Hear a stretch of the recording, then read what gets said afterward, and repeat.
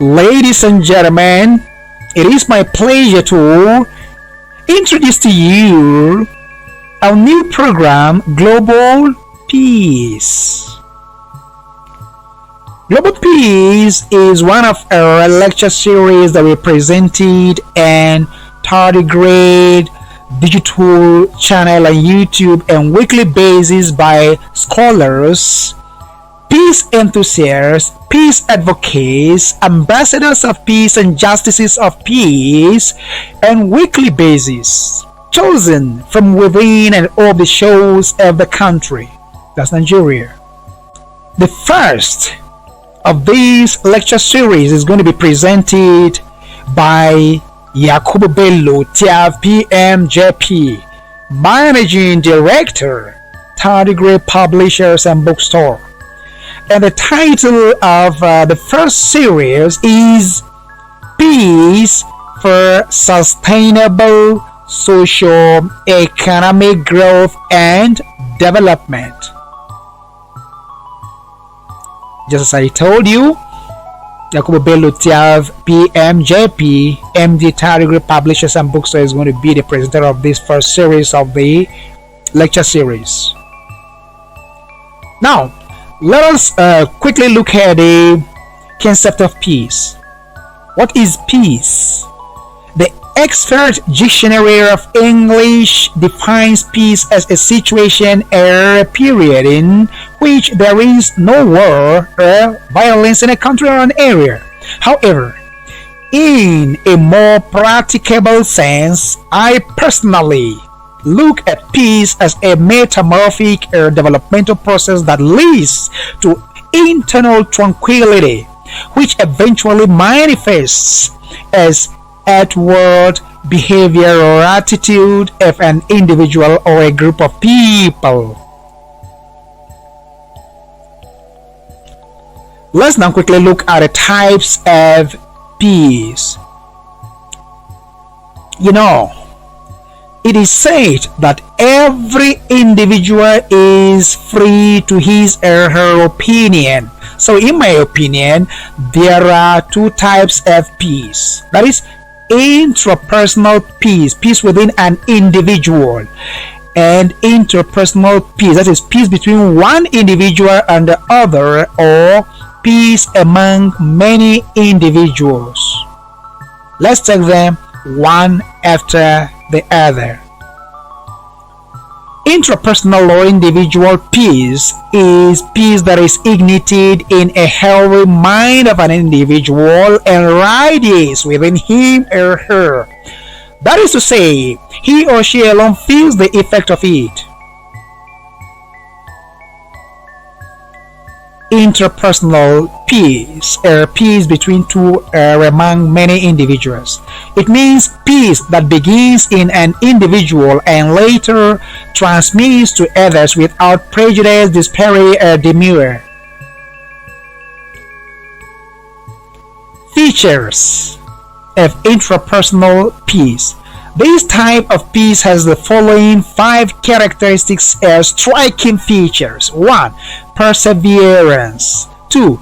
Patience. 3. Contentment. 4. Happiness. 5. Calmness.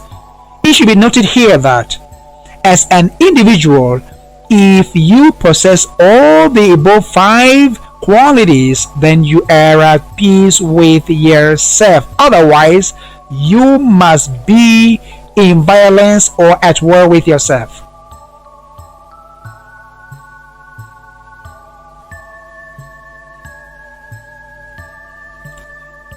Features of interpersonal peace. Here we have the following 14 attributes of interpersonal peace. Number 1, tolerance. Number 2, forgiveness. Number 3, cordiality or conviviality. Number 4, affability. Number 5, humility. Number 6, respect. Number 7, understanding. Number 8, freedom. Number 9, justice. Number 10, unity. Number 11, security. Number 12, love. Number 14, harmony. Number 14, hope. That is to say, as a group of people, If you collectively exude all the above 14 qualities between or among yourselves, then you must utterly be at peace between or among yourselves. Otherwise, you must be at loggerheads or in violence or at war with yourselves.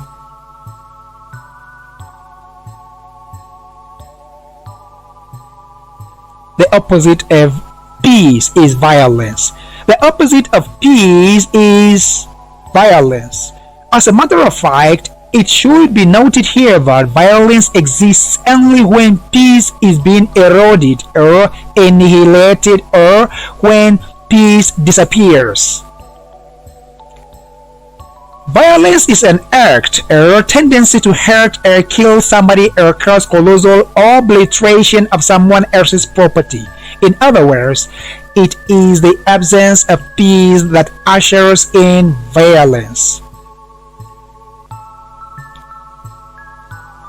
If you look at the picture on the left hand side here, you see a group of army brutalizing an individual lying on ground. That is brutality, a very good aspect of violence.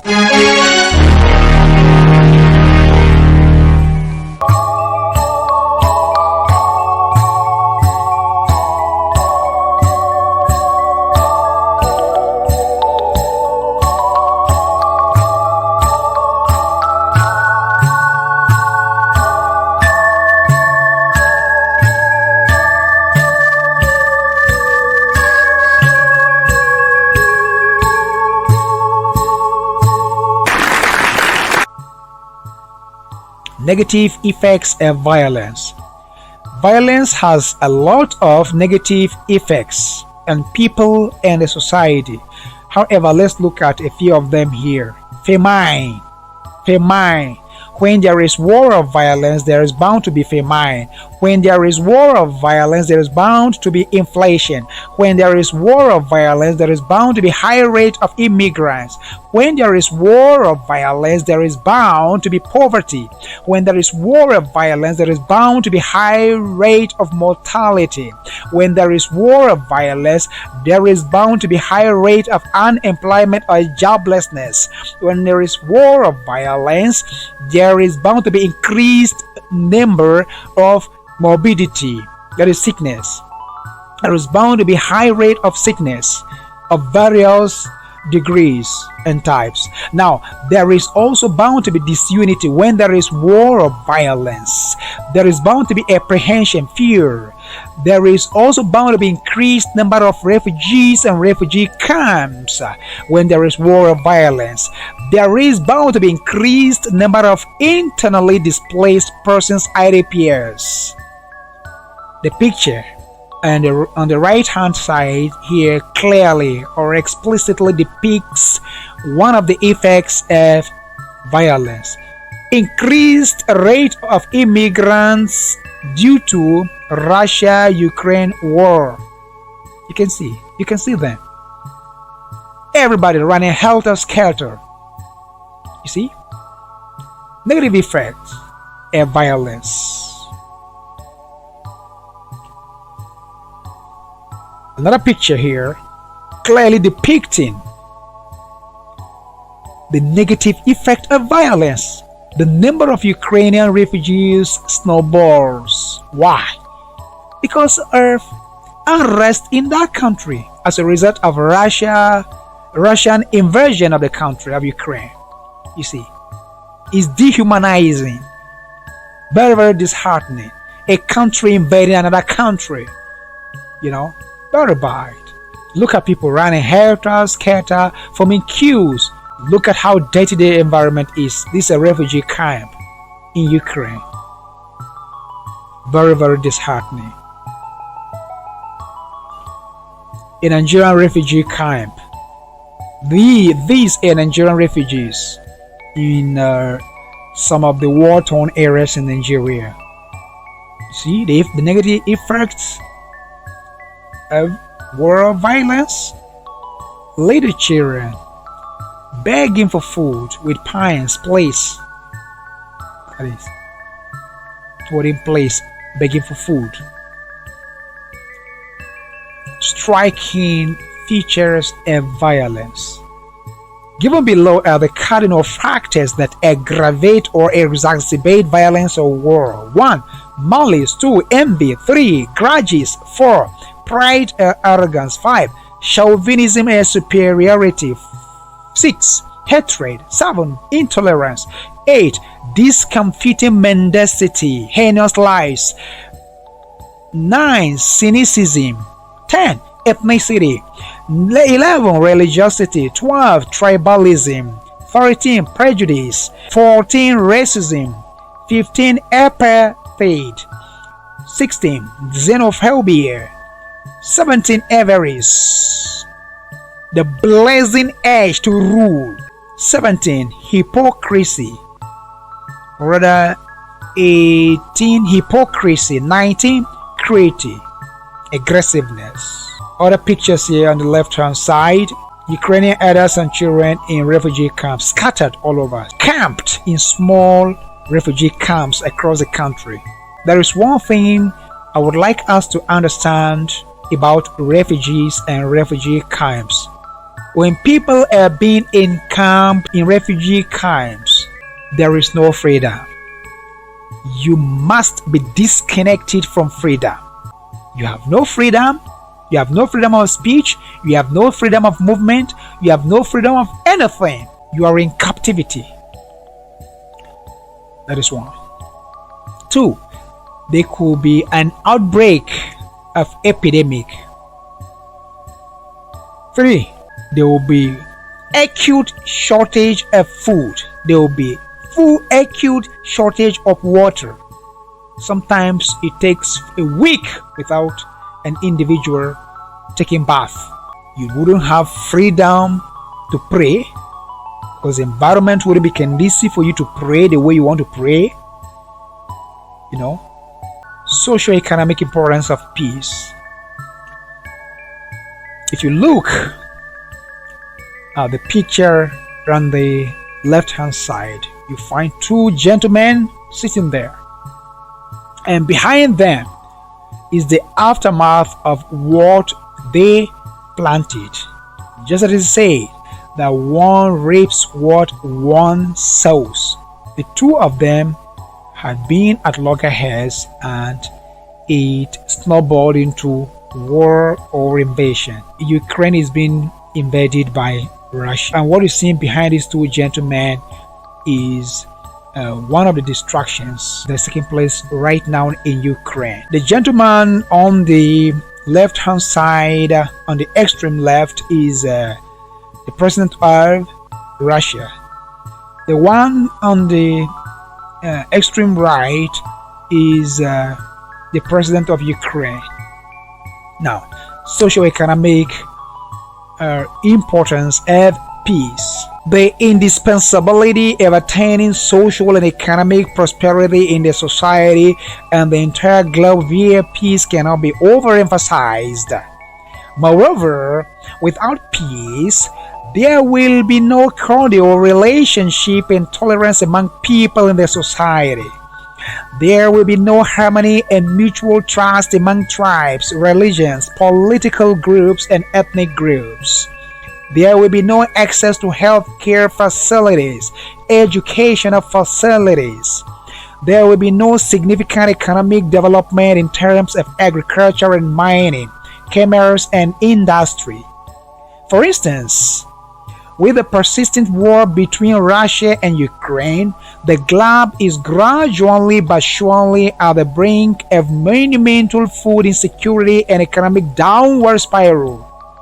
This could be buttressed by the fact that Russia alone is the world's major exporter of liquefied gas and different brands of fertilizers for farming.